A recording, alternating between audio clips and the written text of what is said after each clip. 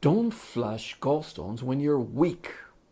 Now, after 30 years of flushing stones, one of the first lessons I learned on myself was this lesson. And it's a very, very important lesson, so hear me out. Okay? When I did the first flush, I was like, what, 25? Young, a bit cocky. I thought I had all the strength in the world, so I didn't even bother asking myself this question. Am I strong enough to go through this flush and come out the other side feeling good? I mean, this flush is safe. 30 years, 5,000 clients, I can say that very, very, very, very clearly. When done correctly, this flush is safe.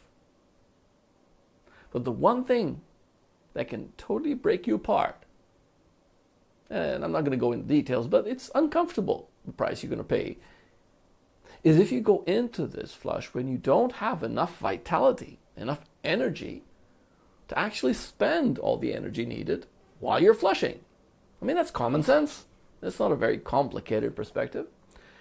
The only catch about it is, how do I know if I have enough vitality? I mean, that is a very important question.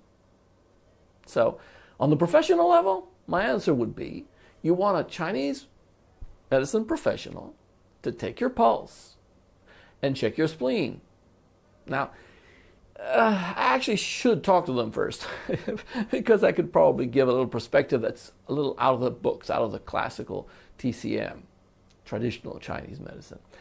But basically, if a professional Chinese medicine takes your pulse and says, "Ooh, you've got a weak spleen," you really don't want to rush into this flush. You want to tonify your spleen, you want to strengthen your digestive system, which is the translation of what spleen qi deficiency means, a weak digestive system, so that you don't weaken it further. Because that's the one catch. That's like the one thing I test for.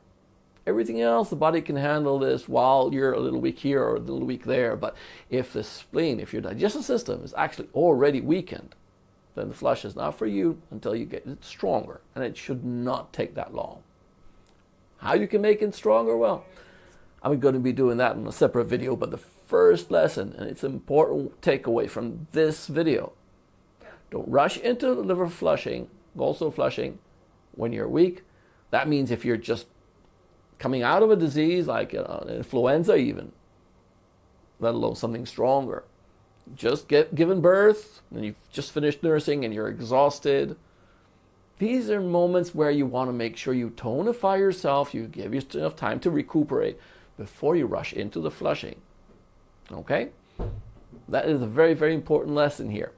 Now, part of the challenge for which I put together my online community is to help people actually understand these nuances.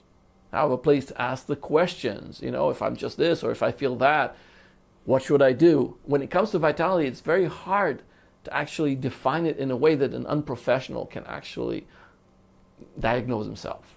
So join the community. Make sure you ask about vitality. So whatever you do, you don't drop. Okay? You don't want to exhaust yourself. Sign in for this channel so you can get more about this. And join the community so we can talk about your vitality. And look for the next one to learn how you can do something about it if you aren't so vital. See you on the next one.